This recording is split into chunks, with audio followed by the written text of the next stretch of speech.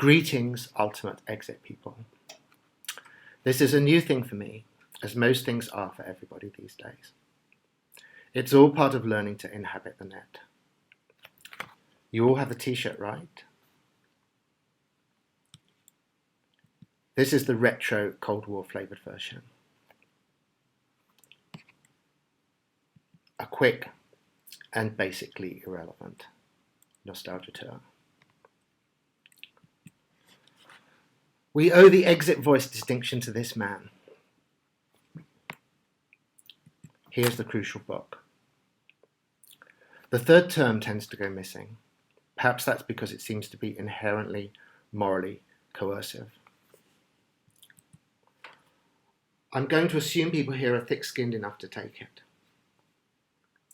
The principal differential of the 21st century ideological spectrum will be loyalty. It will divide those at the extremes who invoke loyalty to various large-scale social collectives as the supreme political value, from those professing or simply demonstrating minimal sensitivity to this appeal. While tempting, and in certain respects plausible, to map this spectrum back onto an ideological polarity, stretching from radical collectivists to radical individualists, much is missed by doing so. The disloyalists have their own model of collectivity, biased to the commercial ideal of free exchange and to the technological ideal of virtual connectivity. The opportunity for frictionless switching within a global network or network of networks epitomizes disloyalty as a positive techno-commercial achievement, and networks are collectivities. The distinction between the politics of loyalty and its other is more productively drawn between hot and cold collectivities. Hot collectivities are based on passionate attachment. Cold collectivities are based on pragmatic calculations. Hot collectivists have motherlands and fatherlands. Cold collectivists shop around. Loyalty, in this ideological sense, is essentially a macro-social phenomenon. Disloyalists are probably no less loyal to their families, friends, and dogs, although they are quite likely to have smaller and more highly nucleated families, more carefully selected friends, and cats or lizards rather than dogs. There are discussions to be had about differential rates of divorce and parental abandonment within the spectrum, and we can be confident that the loyalist social conservative constituency will ensure such a discussion takes place. The pure loyalist idea of society is that of a big family, while for disloyalists it is a functional arrangement of strangers. If strangers seem somehow like a bad thing, your loyalism is showing. Humans are excitable social animals. If this spectrum were reducible to loyalty and its denial, there is little reason to doubt that matters would have been already resolved definitively in the loyalists' favour.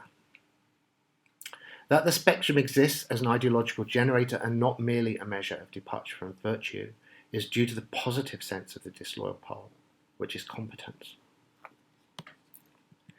If there is a single, striking pattern to modern history, it is that disloyalists or cold collectivities tend to win. Romantic losers are losers for a reason. Pretty much whatever it is that you're trying to do, doing it coldly works best. Loyalism, after all, precludes selection. To choose among options is already disloyalism at work. The discrimination between success and failure only operates outside the sphere of loyalty. Pragmatic calculation selects between connections. Passionate attachment, by definition, does not. Run a performance-selected system against an unselected one, and the outcome is predictable. The tense and primarily disjunctive relation between loyalty and competence is the keystone of modern social science. It is rediscovered every time a social phenomenon proves tractable to models based on games, systems of exchange, or unintended spontaneous order.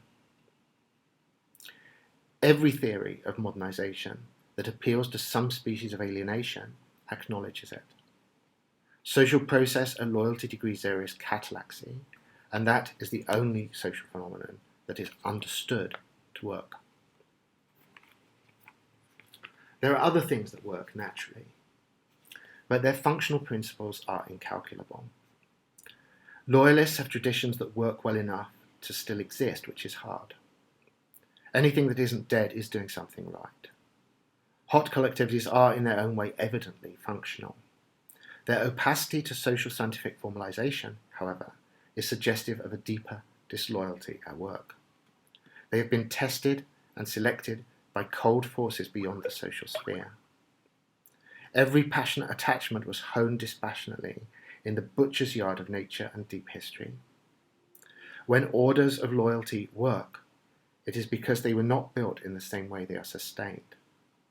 The competitive dynamics they exclude have worked them even more ruthlessly from without. Whatever was done well, even the carving of a culture of passionate attachment, was done coldly. Everything gets carved.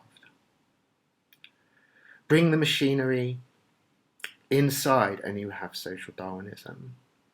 Leave it outside and you still have social Darwinism. This, of course, is a very cold way of looking at things.